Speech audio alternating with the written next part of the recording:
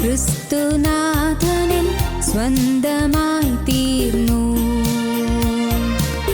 ഉർവിയെ ജയിച്ച ക്രിസ്തുനാഥനിൽ സ്വന്തമായി തീർന്നു. ഉയർത്തെഴുന്നേറ്റു.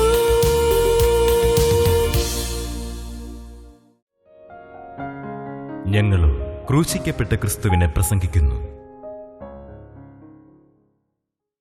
ദൈവ തിരുനാമത്തിന് മഹത്വം ഉണ്ടാകട്ടെ. 32-ാം സങ്കീർത്തനം ആദ്യത്തെ വാക്യങ്ങൾ വായിക്കാം. 32-ാം സങ്കീർത്തനം ആദ്യത്തെ വാക്യങ്ങൾ. ലംഘനം ക്ഷമിച്ചും പാപം മറച്ചും കിട്ടിയവൻ ഭാഗ്യവാൻ. യഹോവ അകൃത്യം കണക്കിടാതെയും ആത്മാവിൽ കപടമില്ലാതെയും ഇരിക്കുന്ന മനുഷ്യൻ ഭാഗ്യവാൻ. ഞാൻ മിണ്ടാതെയിരുന്നപ്പോൾ നിത്യമായ ഞരക്കത്താൽ എൻ്റെ അസ്ഥികൾ ക്ഷയിച്ചുപോയി. ഞാൻ മിണ്ടാതിരുന്നപ്പോൾ എന്നുള്ളതിൻ്റെ അർത്ഥം എന്താണെന്നറിയാമോ? അത് ഇംഗ്ലീഷ് ബൈബിൾ വായിക്കുമ്പോൾ കാണാം. ഞാൻ പാപം ഏറ്റുപറയാതിരുന്നപ്പോൾ, പാവം ഏറ്റുപറയാതെ മറച്ചു പിടിച്ചപ്പോൾ, ഞാൻ മിണ്ടാതിരുന്നപ്പോൾ, ഞാൻ പാവം ഏറ്റുപറയാതിരുന്നപ്പോൾ, നിത്യമായ ഞരക്കത്താൽ എൻ്റെ അസ്ഥികൾ ക്ഷയിച്ചുപോയി. അസ്ഥികൾ അങ്ങ് ക്ഷയിച്ചുപോയി. ഞാൻ പാവം ഏറ്റുപറഞ്ഞില്ല. ഞാൻ മിണ്ടാതിരുന്നപ്പോൾ എന്ന് പറഞ്ഞാൽ വെറുതെ മൗനമായിരുന്ന കാര്യമല്ല. ഞാൻ പാവം ഏറ്റുപറയാതിരുന്നപ്പോൾ, ഞാൻ പാവം ഏറ്റുപറയാൻ റിലക്റ്റൻ്റ് ആയപ്പോൾ, പാവം ഏറ്റുപറയുവാൻ ഞാൻ മനസ്സില്ലാതിരുന്നപ്പോൾ, ഞാൻ മിണ്ടാതിരുന്നപ്പോൾ, പാവം ഏറ്റുപറയാതിരുന്നപ്പോൾ, അപ്പോൾ എൻ്റെ അസ്ഥികൾ നിത്യമായ ഞരക്കത്താൽ ഭാരപ്പെട്ടിരുന്നു. രാവും പകലും നിന്റെ കൈ എൻ്റെ മേൽ ഭാരമായിരുന്നു. ഒരു വലിയ ചുമട് ചുമക്കുന്നത് പോലെയായിരുന്നു എനിക്ക്. വലിയ ചുമട്, എൻ്റെ തലമേൽ വലിയൊരു ചുമട് ചുമക്കുന്നത് പോലെ ഞാൻ ഭാരപ്പെട്ടിരുന്നു. രാവും പകലും നിന്റെ കൈ എൻ്റെ മേൽ ഭാരമായിരുന്നു.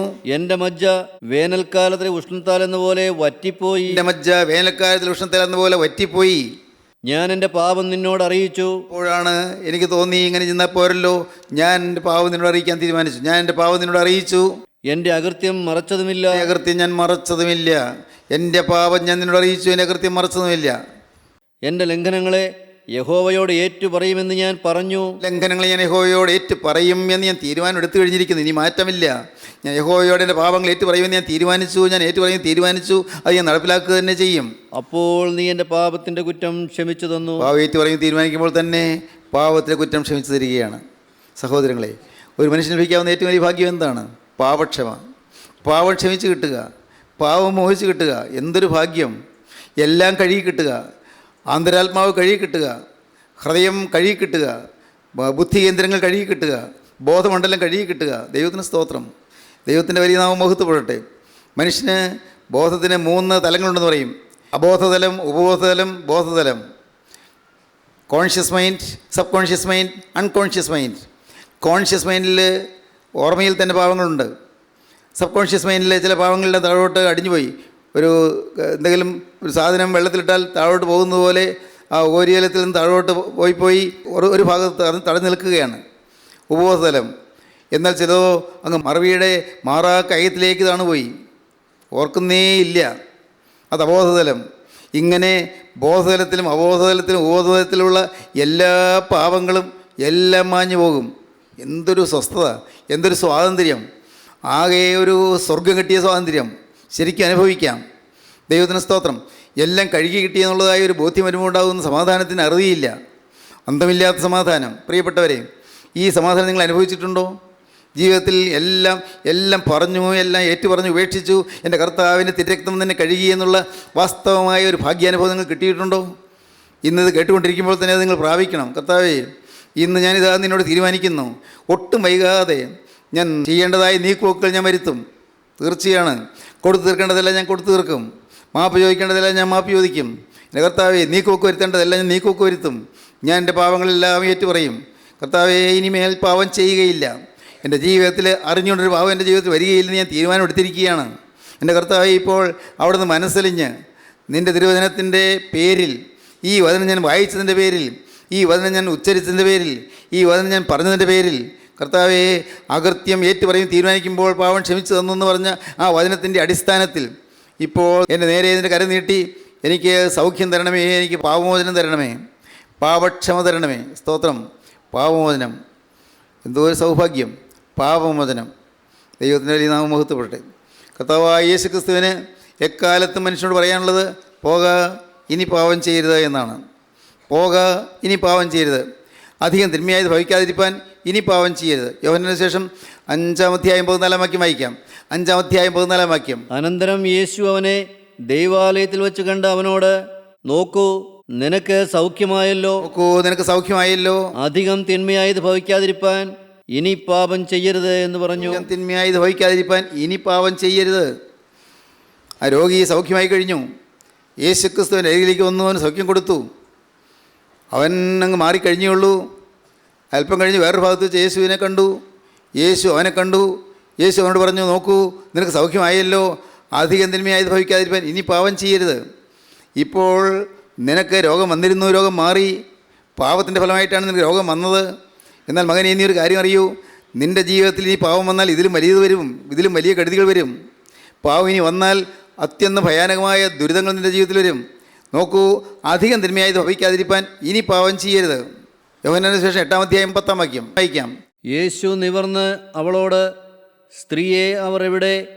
നിനക്ക് ആരും ശിക്ഷ വിധിച്ചില്ലയോ എന്ന് ചോദിച്ചതിന്, ഇല്ല കർത്താവേ എന്ന് അവൾ പറഞ്ഞു. ഞാനും നിനക്ക് ശിക്ഷ വിധിക്കുന്നില്ല, പോക, ഇനി പാപം ചെയ്യരുത് എന്ന് യേശു പറഞ്ഞു. ഞാനും നിനക്ക് ശിക്ഷ വിധിക്കുന്നില്ല, പോക, ഇനി പാപം ചെയ്യരുത്. ഒരു സെക്കൻഡ് ചാൻസ് കർത്താവ് തരികയാണ്. എന്നും അങ്ങനെയാണ്. യേശുവിൻ്റെ സ്നേഹം അങ്ങനെയാണ്. വീണ്ടും ഒരു അവസരം തരികയാണ്, വീണ്ടും വീണ്ടും അവസരം തരികയാണ്. അതുകൊണ്ടല്ലേ നമുക്ക് ജീവിക്കുന്നത്. യഹോവേ, നീ അകൃത്യങ്ങളെ ഓർമ്മ വെച്ചാൽ ആര് നിലനിൽക്കുമെന്നാണ് ദാവീദ് സങ്കടത്തോടെ പറഞ്ഞത്. ദൈവമേ, നീ അകൃത്യങ്ങളെ ഓർമ്മ വെച്ചാൽ ആര് നിലനിൽക്കും? എങ്കിലും നിന്നെ ഭയപ്പെടുവാൻ തക്കവണ്ണം നിൻ്റെ പക്കൽ വിമോചനമുണ്ട്. നിൻ്റെ പക്കൽ വിമോചനമുണ്ട്. നീ അകൃത്യങ്ങളെ ഓർമ്മ വെച്ചാൽ ആർക്ക് നിലനിൽക്കാൻ സാധിക്കും? പാപങ്ങളെ നീ ഓർത്തു വെച്ചാൽ എനിക്ക് നിലനിൽക്കാൻ സാധിക്കില്ലല്ലോ. എൻ്റെ പാപങ്ങൾ ഓർമ്മ വെച്ച കാലമുള്ള ജീവിതത്തിലേക്ക് നോക്കുമ്പോഴാണ് ഞാൻ ലജ്ജാവിവശനായി പോകുന്നു. ഞാൻ ലജ്ജിതനായി പോകുന്നു. കർത്താവേ, എൻ്റെ ജീവിതത്തിലേക്ക് നോക്കുമ്പോൾ എന്തെല്ലാം ചിന്താഗതികളാണ് എന്നെ ഭരിച്ചിരുന്നത്, ഏതെല്ലാം ദുരാചാരങ്ങളിലാണ് ഞാൻ കുടുങ്ങി കിടന്നിരുന്നത്, ഏതെല്ലാം അബദ്ധാചാരങ്ങളിലാണ് ഞാൻ വീണ് കിടന്നിരുന്നത്, ഏതെല്ലാം ദുർനടപടികളിലാണ് ഞാൻ വീണ് പോയിരുന്നത്. എൻ്റെ കർത്താവേ, എൻ്റെ ചിന്താഗതികൾ ഏതെല്ലാമായിരുന്നു, എൻ്റെ സംസാരഗതികൾ എന്തെല്ലാമായിരുന്നു, എൻ്റെ കൂട്ടുകെട്ടിൽ ആരോടെല്ലാമായിരുന്നു. എൻ്റെ കർത്താവേ, എൻ്റെ ഹൃദയത്തിൽ കൂടി പോയ ചിന്താഗതികൾ എന്തെല്ലാമായിരുന്നു. ഓർക്കുമ്പോൾ ഭയമാകുന്നു. കർത്താവേ, പ്രവർത്തികളൊന്നു പോയ പാവങ്ങൾ എന്തെല്ലാമായിരുന്നു. ദൈവമേ, എണ്ണിയാൽ തീരാത്ത പാവങ്ങൾ. ദൈവത്തിന് സ്തോത്രം. എണ്ണിയാൽ തീരാത്ത പാവങ്ങൾ ജീവിതത്തിൽ ഒന്നുപോയി. സ്നേഹിതരെ, നിങ്ങൾ കേൾക്കൂ, ഈ പാവങ്ങളെല്ലാം കണ്ടുകൊണ്ടാണ് കർത്താവ് പറയുന്നത്, പോക, ഇനി പാവം ചെയ്യരുത്. അനേകം പുരുഷന്മാരോട് അരുതാത്ത ബന്ധം പുലർത്തിയ വേശ്യാസ്ത്രീയായ ആ മഗ്ദലന മറിയാമിനോട് കർത്താവ് പറയുകയാണ്, പോക, ഇനി പാവം ചെയ്യരുത്. അവൾക്കുള്ള വിശേഷണം എന്തായിരുന്നു? അവൾക്കുള്ള വിശേഷണം പട്ടണത്തിലേക്കും പാവിയായ സ്ത്രീ എന്നുള്ളതായിരുന്നു. പട്ടണത്തിലേക്കും പാവിയായ സ്ത്രീ, ഏറ്റവും പാവിയായ സ്ത്രീ. ദൈവത്തിന് സ്തോത്രം. സഹോദരങ്ങളെ, വേദപുസ്തകത്തിൻ്റെ നിതാന്ത നൂതനമായ സന്ദേശം എന്നും ഉള്ളത് പാവിയെ സ്നേഹിക്കുന്ന ദൈവത്തിൻ്റെ അനന്തമോഹനമായ കാരുണ്യം എന്നുള്ളതാണ്. പാവിയെ സ്നേഹിക്കുന്ന ദൈവം പാവിയെ സ്നേഹിക്കുന്നു. പാവിയെ തള്ളിക്കളയുന്നില്ല. പാവം ചെയ്യുന്നവനെ ഉപേക്ഷിച്ച് കളയുന്നില്ല. അവനെ ബഹിഷ്കരിക്കുന്നില്ല. അവനെ തൻ്റെ സന്നിധിയിലേക്ക് ചേർത്തണയ്ക്കാൻ ശ്രമിക്കുകയാണ്. അവന് കുറ്റബോധം നൽകുവാൻ ശ്രമിക്കുകയാണ്. അതാണ് പരിശുദ്ധാത്മാവിൻ്റെ പ്രവൃത്തി. പരിശുദ്ധാത്മാവ് പ്രവർത്തിക്കുന്നതിന് തെളിവ് എന്താണ്? പാവബോധം കിട്ടുന്നു. നിങ്ങൾ ഈ കൂട്ടായ്മയിലൊന്നും അതിനും കേൾക്കുമ്പോൾ നിങ്ങൾക്ക് പാവബോധം വരുന്നുണ്ടോ?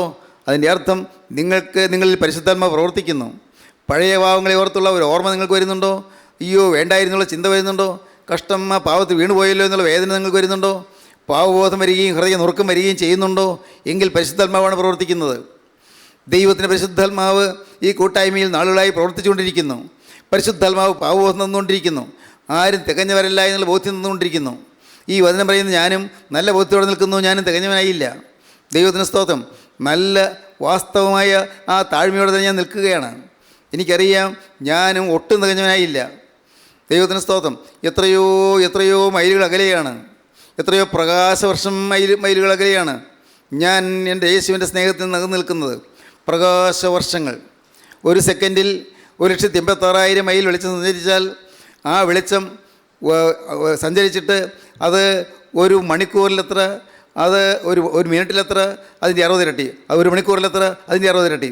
ഒരു ദിവസം എത്ര, അതിൻ്റെ 24 ഇരട്ടി. ഒരു മാസം എത്ര, അതിന് 30 ഇരട്ടി. ഒരു വർഷം എത്ര, അതിൻ്റെ 12 ഇരട്ടി. എത്ര? ഒരു വർഷം തന്നെ എത്രയോ മൈലുകൾ. വെളിച്ചം ഒരു സെക്കൻഡിൽ 1,86,000 മൈൽ വീതം വെളിച്ചം സഞ്ചരിച്ചാൽ ഒരു വർഷം കൊണ്ട് വെളിച്ചം സഞ്ചരിച്ചെത്താത്തതായ അത്രയും അനേകം കോടാനുകോടി മൈലുകൾ. അങ്ങനെയുള്ള അനേകം കോടാനുകോടി പ്രകാശവർഷങ്ങൾ. ആ പ്രകാശവർഷങ്ങൾക്കും അപ്പുറത്താണ് ഞാൻ എൻ്റെ കർത്താവേ യേശുവിൽ നിന്ന് ഞാൻ അകന്നു നിൽക്കുന്നത്. എന്തുകൊണ്ട്? അത്രയും ഞാൻ അപൂർണനാണ്. ദൈവത്തിന് സ്തോത്രം. ഞാനിങ്ങനെയെല്ലാം ദൈവത്തോട് പറയുന്നത് ഇങ്ങനെയാണ്: കർത്താവേ, എൻ്റെ സന്നിധിയിലേക്ക് വരുന്നതിന് ഇനി എത്രയോ പ്രകാശ വർഷങ്ങൾ ഞാൻ സഞ്ചരിക്കേണ്ടിയിരിക്കുന്നു, എത്രയോ മാറ്റം എനിക്ക് വരേണ്ടിയിരിക്കുന്നു, എൻ്റെ സ്വഭാവം എത്രയോ ഇനിയും മാറേണ്ടിയിരിക്കുന്നു, എൻ്റെ പ്രകൃതത്തിൽ എന്തെല്ലാം മാറ്റമാണ് ഇനി വരേണ്ടിയിരിക്കുന്നത്. കർത്താവേ, ഞാൻ താഴുന്നു, ഞാൻ എളിമപ്പെടുന്നു. ചിലപ്പോൾ ഞാൻ ഏങ്ങലടിച്ചുകൊണ്ട് പറയും: കർത്താവേ, ഞാൻ താഴുന്നു, എനിക്ക് ന്യായം പറയാനൊന്നുമില്ല, അഭിമാനിക്കാനൊന്നുമില്ല. കർത്താവേ, ഞാനും പാവിയായൊരു മനുഷ്യൻ. ഈ ജനത്തെ ഉപദേശിപ്പാൻ ഞാൻ ആര്? എൻ്റെ കർത്താവേ, എൻ്റെ മക്കളെ ഉപദേശിപ്പാൻ ഞാൻ ആര്? അനേകം നാടുകളിൽ നിന്നെല്ലാം വരുന്ന ഈ പ്രിയപ്പെട്ട ജനത്തെ ഉപദേശിപ്പാൻ ഞാൻ ആര്? ദൈവത്തിന് സ്തോത്രം. കർത്താവേ, ഞാനും പാവിയായൊരു മനുഷ്യനും. എൻ്റെ കർത്താവേ, എന്നാൽ നീ എന്നോടൊരു വാക്ക് പറഞ്ഞു, പോക, ഇനി പാപം ചെയ്യരുത് എന്ന്. ആ ഒരു വാക്ക് കേട്ടതിന് ശേഷം കർത്താവെ പിന്തിരിഞ്ഞ് നോക്കാനിടയായില്ല. പക്ഷേ ആളത്തും ഇനിയും മാറേണ്ടിയിരിക്കുന്നു. ഇനി പോക, ഇനി പാപം ചെയ്തതെന്ന് പറഞ്ഞ് കേട്ടത് അത് വലിയൊരു ആനന്ദ നിമിഷമായിരുന്നു. അത് കേട്ടതിന് ശേഷം എൻ്റെ കർത്താവെ, അത് അനുഭവിച്ചതിന് ശേഷം പിന്നെ പിറയിലേക്ക് നോക്കാൻ ഇടയായിട്ടില്ല, പിന്നെ തിന്മയിലേക്ക് പോകാൻ ഇടയായിട്ടില്ല, പക്ഷേ പ്രവൃത്തിയിൽ പോകാൻ ഇടയായിട്ടില്ല, വാക്കിൽ പോകാൻ ഇടയായിട്ടില്ല, പക്ഷേ ചിന്താഗതികൾ പോയിട്ടുണ്ട്, മനോഭാവങ്ങൾ പോയിട്ടുണ്ട്. ഞാൻ നിന്നിൽ ഇനിയും വളരെ വളരെ അകലെയാണ്. പ്രിയപ്പെട്ടവരെ, പാവബോധം വരുന്നു. നിങ്ങൾക്കറിയാമോ, പാവബോധം വരുന്നൊരു മഹാഭാഗ്യമാണ്. പാവബോധം, കുറ്റബോധം, പാവത്തെക്കുറിച്ച് ബോധം വരുന്നു, പാവമേറ്റ് പറഞ്ഞ് ഉപേക്ഷിക്കുന്നു. അങ്ങനെയാണ് പ്രാർത്ഥിക്കേണ്ടത്. പാവമേറ്റ് പറഞ്ഞ് ഉപേക്ഷിച്ച് പ്രാർത്ഥിക്കണം. വായിക്കാം 13 വാക്യം മുതൽ. നിങ്ങളിൽ കഷ്ടമനുഭവിക്കുന്നവൻ പ്രാർത്ഥിക്കട്ടെ, സുഖമനുഭവിക്കുന്നവൻ പാട്ടുപാടട്ടെ. നിങ്ങളിൽ ദീനമായി കിടക്കുന്നവൻ സഭയിലെ മൂപ്പന്മാരെ വരുത്തട്ടെ. അവർ കർത്താവിൻ്റെ നാമത്തിൽ അവനെ എണ്ണപൂശി അവനു വേണ്ടി പ്രാർത്ഥിക്കട്ടെ.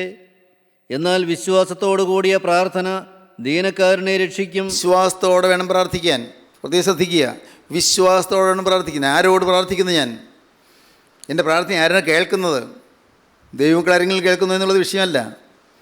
സുവിശേഷകരാരും കേൾക്കുന്നോ? അതും വിഷയമല്ല.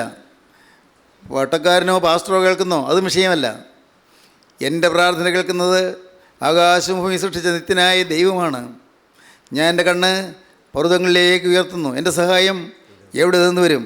എൻ്റെ സഹായം ആകാശം ഭൂമി ഉണ്ടാക്കിയ യഹോവയെങ്കിൽ നിന്ന് വരുന്നു. അവനാണ് എൻ്റെ പ്രാർത്ഥന കേൾക്കുന്നത്. അത്യുന്നതങ്ങളിൽ വസിക്കുന്ന ദൈവമാണ് എൻ്റെ പ്രാർത്ഥന കേൾക്കുന്നത്. മേൽപ്പെട്ട ഉയരങ്ങളിൽ സ്വർഗീയ മാലാഖമാർ സ്തുതിക്കുന്നത് പോലെ ബലഹീനൻ്റെ പാവികളുമായി ഞങ്ങൾ നിന്നെ സ്തുതിക്കുന്നത് പറയുവാൻ എന്നെ അഭ്യസിപ്പിച്ച നിത്യനായ ദൈവം അങ്ങ് ദൂരെ ദൂരെ ദൂരെ ദൂരെ അങ്ങ് സ്വർഗങ്ങൾക്ക് മീതെ ഇരുന്നു കൊണ്ട് എൻ്റെ പ്രാർത്ഥന കേൾക്കുന്നു. ഞാൻ പ്രാർത്ഥിക്കുമ്പോൾ അവൻ്റെ അരികിലേക്ക് എഴുന്നള്ളി വരുന്നു. പാവിയായ മനുഷ്യൻ്റെ അരികിലേക്ക്, പാവയേറ്റുപേക്ഷിച്ച് പ്രാർത്ഥിക്കുന്ന പാവിയായ മനുഷ്യൻ്റെ അരികിലേക്ക് നിത്യനായ ദൈവം എഴുന്നള്ളി വരുന്നു. ദൈവം തമ്പുരാൻ ഞാൻ പറയുന്നതെല്ലാം കേൾക്കുന്നു. എല്ലാം കേൾക്കാൻ അവിടുന്ന് കാതോർക്കുന്നു. ദൈവത്തിന് സ്തോത്രം. പ്രാർത്ഥന കേൾക്കും ദൈവം. വിശ്വാസത്തോടുകൂടി പ്രാർത്ഥന. വിശ്വാസം വേണം. അനേകർ വിശ്വാസത്തിൽ കുറവുള്ളവരാണ്. അല്പവിശ്വാസം, അവിശ്വാസം, വിശ്വാസം, അന്ധവിശ്വാസം. അല്പവിശ്വാസം, അവിശ്വാസം, വിശ്വാസം, അന്ധവിശ്വാസം. പലതരത്തിലുള്ള വിശ്വാസമുണ്ട്. നമുക്ക് സാക്ഷാത്തായ വിശ്വാസം വേണം. ക്രിസ്തുവിലുള്ള വിശ്വാസം. ഞാൻ വീണ്ടും പറയട്ടെ, കൂട്ടായ്മയുള്ള വിശ്വാസവുമല്ല, ദൈവമക്കളുള്ള വിശ്വാസവുമല്ല.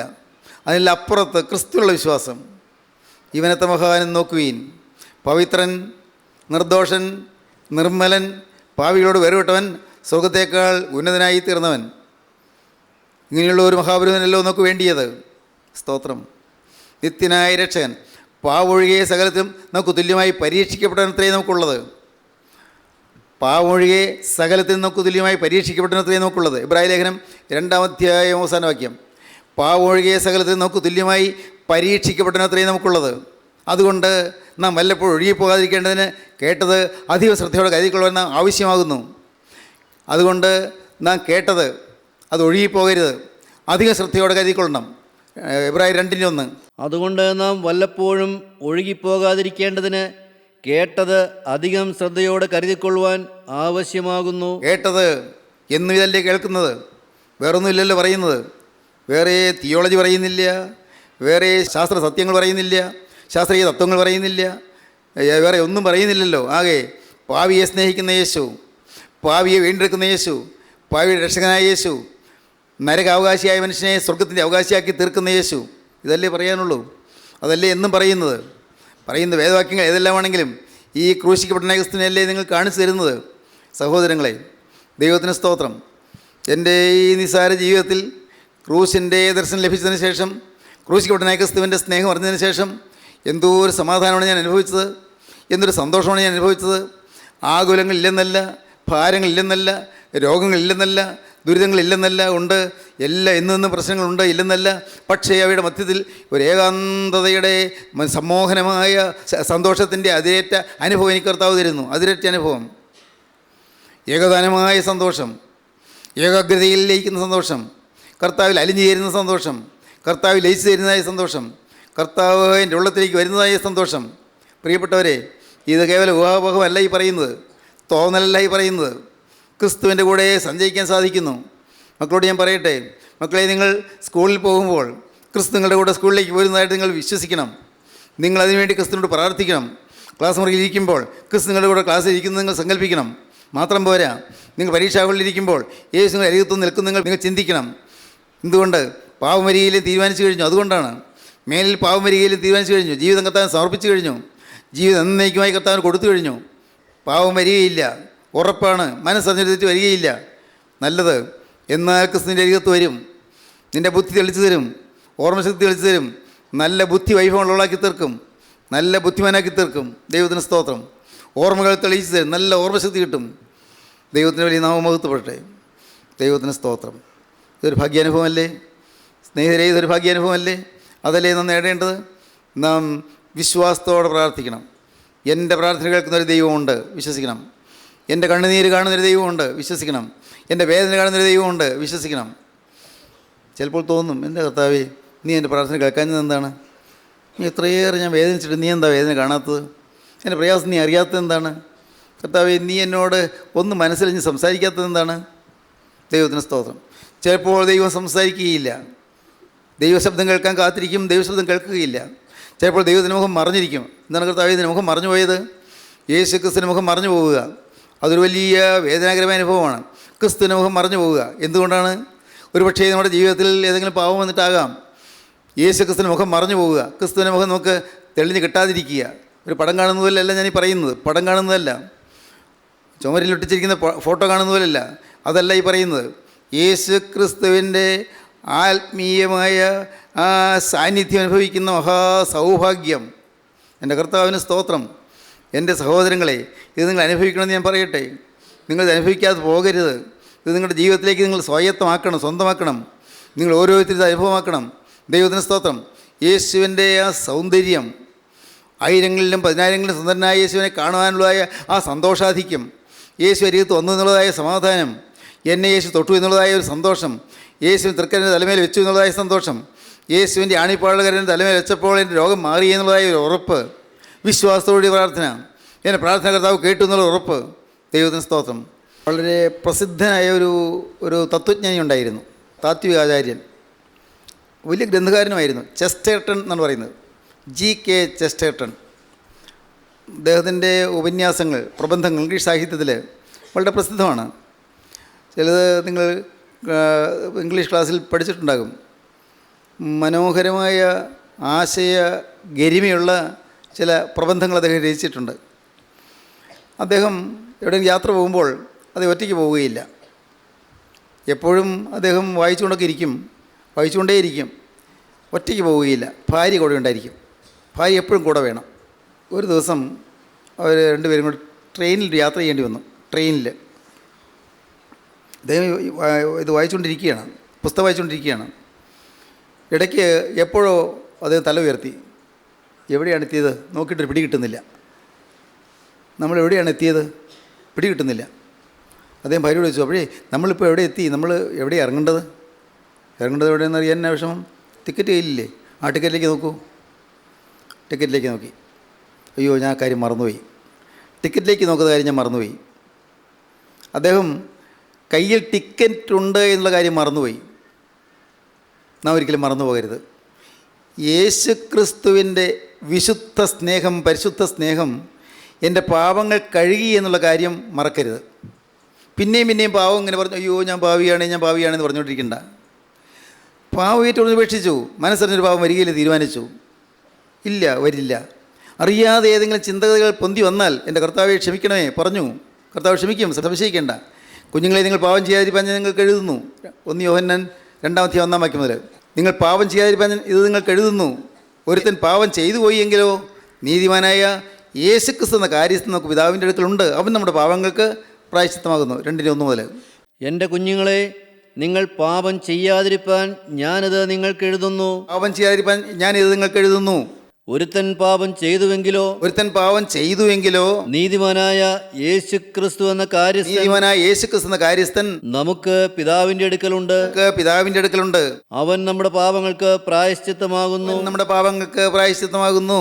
നമ്മുടേതിന് മാത്രമല്ല സർവ്വലോകത്തിന്റെ പാപത്തിനും തന്നെ അവൻ പ്രായശ്ചിത്തമാകുന്നു. ദൈവത്തിന് സ്തോത്രം. ഇത് വിശ്വസിക്കുമ്പോൾ വിശ്വാസത്തോടുകൂടിയ പ്രാർത്ഥന വളരെ ഫലിക്കുന്നു. നീതിമാൻ്റെ ശ്രദ്ധയോടുകൂടിയ പ്രാർത്ഥന വളരെ ഫലിക്കുന്നു. വിശ്വാസത്തോടുകൂടിയ പ്രാർത്ഥന ഫലിക്കുന്നു. വിശ്വാസത്തോടു കൂടിയുള്ള പ്രാർത്ഥന. ദൈവത്തിന് സ്തോത്രം. വിശ്വാസം. പ്രാർത്ഥനയിൽ ഉറ്റിരിക്കുന്ന ദൈവവേദൽ വിശ്വാസമുള്ളതിനായിരിക്കും. വിശ്വാസത്തോട് പ്രാർത്ഥിക്കുമ്പോൾ ഫലപ്പെടും. ഒരു സംഭവം ഓർക്കുന്നു. ഈ പെനിസിലിൻ കണ്ടുപിടിച്ച ഒരു ശാസ്ത്രജ്ഞനാണ് അലക്സാണ്ടർ ഫ്ലെമിംഗ്. പെനിസിലിൻ കണ്ടുപിടിച്ച അദ്ദേഹം ടെസ്റ്റ് ട്യൂബിൽ ചില അണുക്കളെ വളർത്തിക്കൊണ്ടിരുന്നു. പരീക്ഷണങ്ങൾ നടത്താനാണ്, ഗവേഷണം നടത്താനാണ്. ബാക്ടീരിയോളജിയിൽ അദ്ദേഹം ഡോക്ടറാകാൻ പഠിച്ചുകൊണ്ടിരിക്കുകയായിരുന്നു. അദ്ദേഹം മെഡിക്കൽ സയൻസിൽ പഠിച്ചുകൊണ്ടിരിക്കുന്ന ആളായിരുന്നു. അന്നാണ് പരീക്ഷണശാലയിൽ അദ്ദേഹത്തിൻ്റെ ലാബറട്ടറിയിൽ ഈ ടെസ്റ്റ് ട്യൂബിൽ ചില അണുക്കളെ വളർത്തിക്കൊണ്ടിരുന്നു. അനേകം ടെസ്റ്റ് ട്യൂബുകൾ, അണുക്കൾ. അന്നത്തെ കാലത്ത് മുറുക്കിയ ജനലുകളും മറ്റും അത്ര കൃത്യമായിട്ടൊന്നും ഉണ്ടായിരുന്നില്ല. ഈർപ്പമൊക്കെ ആണെങ്കിൽ അകത്തേക്ക് വരാം. ഒരു ദിവസം അദ്ദേഹം ഒന്ന് നോക്കുമ്പോൾ ഒരു ടെസ്റ്റ് ട്യൂബിനകത്ത് ഈ അണുക്കളുടെ കൂടെ പൂപ്പൽ, കളഞ്ഞു പോയല്ലോ, കഷ്ടമായി പോയല്ലോ, ഈ പൂപ്പൽ പിടിച്ചിരിക്കുന്നു, അണുക്കളിൽ പൂപ്പൽ പിടിച്ചിരിക്കുന്നു. അദ്ദേഹം പെട്ടെന്ന് കഷ്ടമായി പോയല്ലോ എന്ന് ഓർത്തു. പെട്ടെന്ന് അതിന് തോന്നി, എന്തുകൊണ്ട് ഇതിലൊന്ന് പരീക്ഷിച്ചുകൂടാ? പൂപ്പൽ ഈ അണുക്കളിൽ എങ്ങനെയാണ് പ്രവർത്തിക്കുന്നത് പരീക്ഷിച്ചുകൂടാ? അങ്ങനെയാണ് അദ്ദേഹം ഈ പെനിസിലിൻ കണ്ടുപിടിക്കുന്നതിന് സിദ്ധാന്തം ആവിഷ്കരിച്ചത്. നോക്കൂ, എത്ര യാദൃച്ഛികമായിട്ടാണ് വന്നത്. പക്ഷേ ഒരു ലക്ഷ്യം വെച്ചുകൊണ്ടുള്ള ഓട്ടമായിരുന്നു. ഒരു ലക്ഷ്യം വെച്ചുള്ള പ്രയാണം, വളരെ വ്യക്തമായിട്ടുള്ള ലക്ഷ്യബോധത്തോടെയുള്ള ആ ഓട്ടത്തിൽ അദ്ദേഹം ജയിച്ചു. നമ്മുടെ ജീവിതത്തിൽ ഒരു ലക്ഷ്യം വേണം. എന്താണ് ലക്ഷ്യം? നമ്മുടെ ഓരോരുത്തരും ജീവിതത്തിൽ ഒരു ലക്ഷ്യം വേണം, ലാക്ക് വേണം. സ്തോത്രം. എന്താണ് ലാക്ക്? ഒന്ന് ചിന്തിക്കുക. നിങ്ങൾ ചിന്തിക്കൂ, എന്താണ് എൻ്റെ ജീവിതത്തിൽ ലാക്ക്? എൻ്റെ ജീവിതത്തിൽ എന്താണ് നേടേണ്ടത്? എനിക്ക് എന്താണ് സമ്പാദിക്കേണ്ടത്? പലതും നിങ്ങൾ മനസ്സിലേക്ക് വരുന്നുണ്ടാകും. പലതും ഈ ലോകത്തിൽ പല കാര്യങ്ങൾ. രോഗം മാറണം, കടം മാറണം, കഷ്ടത മാറണം, ദുരിതം മാറണം, വീട്ടിൽ സമാധാനം ഉണ്ടാകണം, അലോഹ്യം മാറണം, വഴക്കും പിണക്കവും മാറണം, ഭാര്യയും ഭർത്താവും എല്ലാം ഐക്യമായി കഴിയണം, മക്കളും മാതാപിതാക്കളൊക്കെ സന്തോഷമായി കഴിയണം, കൊണ്ട് സമാധാനമായൊരു അന്തരീക്ഷം കിട്ടണം. ഇതൊക്കെ ഉണ്ട്, ശരി. പക്ഷേ അതുകൊണ്ട് തീർന്നോ? അതല്ല ഈ മരണത്തിൽ കൊണ്ട് തീരില്ലേ? നമ്മുടെ ജീവിതത്തിൽ ആത്യന്തികമായി നേടേണ്ടത് ക്രിസ്തുവിനോടുള്ളതായ സ്നേഹമാണ്, ക്രിസ്തുവിനുള്ളതായ അടുപ്പമാണ്, ക്രിസ്തുവിനുള്ളതായ സ്നേഹം, യേശു ക്രിസ്തുവിനുള്ളതായ സ്നേഹം. ക്രിസ്തു നമുക്ക് വേണ്ടി ക്രൂസിൽ മരിച്ചു എന്നുള്ള ബോധമുള്ളവൻ ക്രിസ്തുവിനുള്ളതായ സ്നേഹമുള്ളവനായിരിക്കും. എനിക്ക് വേണ്ടി ക്രിസ്തു ക്രൂസിൽ മരിച്ചു എന്നുള്ള ബോധം വന്നാൽ, എൻ്റെ പാവം യേശു ഏറ്റെടുത്തുള്ള ബോധം വന്നാൽ, എൻ്റെ അകൃത്യങ്ങൾക്ക് വേണ്ടിയാണ് യേശു രക്തം ചിന്തിയതെന്നുള്ള ബോധം വന്നാൽ, നാം ക്രിസ്തുവിനോട് കടപ്പാടുള്ളവനാകും, സ്നേഹമുള്ളവനാകും. സ്തോത്രം. ഇന്ന് ഈ വാക്കുകൾ കേൾക്കുമ്പോൾ ഞാൻ നിങ്ങളൊരു വാക്ക് മാത്രം പറയട്ടെ. ജീവിതത്തിൽ ഒരു സത്യമായ ലാക്ക് നിങ്ങൾ കണ്ടെത്തണം. യേശുവിനെ പ്രസാദിപ്പിക്കുക, യേശുവിനെ സ്നേഹിക്കുക, യേശുവിന് വേണ്ടി ആയുസ്സ് ചെലവഴിക്കുക. ഈ ജീവിതം മുഴുവനായി യേശുവിന് വേണ്ടി വർദ്ധിക്കുക. മുഴുവനായി കർത്താവേ, ഈ ആയുസ് നിനക്ക് വേണ്ടി മാത്രം, എന്നേക്ക് നിനക്ക് വേണ്ടി മാത്രം. ഇനി ഞാൻ എൻ്റെയല്ല, ഞാൻ നിൻ്റേതാണ്. ഇത്രയും കാലം ഞാൻ എൻ്റെ ആയിരുന്നു, അല്ല ഇനി ഞാൻ നിൻ്റേതാണ്. ഇത്രയും കാലം എൻ്റെ ഭർത്താവിൻ്റേതായിരുന്നു, അല്ല ഇനി ഞാൻ യേശുവിൻ്റേതാണ്. ഇത്രയും കാലം എൻ്റെ ഭാര്യയുടേതായിരുന്നു, അല്ല ഞാൻ യേശുവിൻ്റേതാണ്. ഇത്രയും കാലം ഞാൻ എൻ്റെ മക്കളുടേതായിരുന്നു, അല്ല ഞാൻ യേശുവിൻ്റേതാണ്. ഇത്രയും കാലം ഞാൻ മാതാപിതാക്കളുടേതായിരുന്നു, അല്ല യേശു, ഒന്നാമത് ഞാൻ യേശുവിൻ്റേതാണ്. യേശു എനിക്ക് വേണ്ടി ക്രൂശിൽ വെച്ച് രക്ഷക. നിനക്കായി എൻ്റെ ജീവിതം ഞാനിതാ തുറന്നു തരുന്നു. തൃക്കരം നീട്ടി എന്നെ തൊടണമേ, രക്തത്താൽ എന്നെ കഴുകണമേ, എന്നെ നിൻ്റെ മകനാക്കി തീർക്കണമേ, എൻ്റെ മകളാക്കി തീർക്കണമേ. യേശുവെ, എൻ്റെ കരവൻ്റെ വിലയ്ക്കണമേ, എന്നെ അനുഗ്രഹിക്കണമേ. യേശുവിൻ നാമത്തിൽ തന്നെ. ആമീൻ. ഹല്ലേലൂയ.